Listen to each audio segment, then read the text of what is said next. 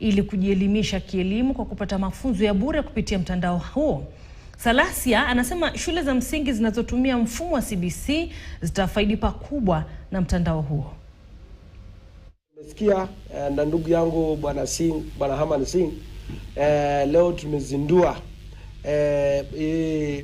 ni platform ama tunasema ni mtandao ama tusema nini kwa Kiswahili, ya kwamba wewe ukiwa kama wewe ni mama ambaye unauza mboga ama unauza nyanya, tunakuja kuletea hii platform ambayo itakuja kukusaidia jinsi ya kuwa, kama wewe ni wa kupanda mboga utapanda aje mboga mzuri, na kama wewe ni unataka kujua jinsi ya kuuza, kuwa good salesperson, mtu wa kuuza unafanya namna gani.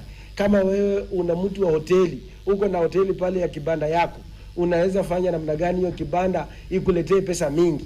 Kama wewe ni mtu ambaye umesikia juzi mambo ya kaptengele na mambo ya dola ikisema unafinya tap na dola inatoka sasa tunasema hii platform yetu ya inaitwa classic,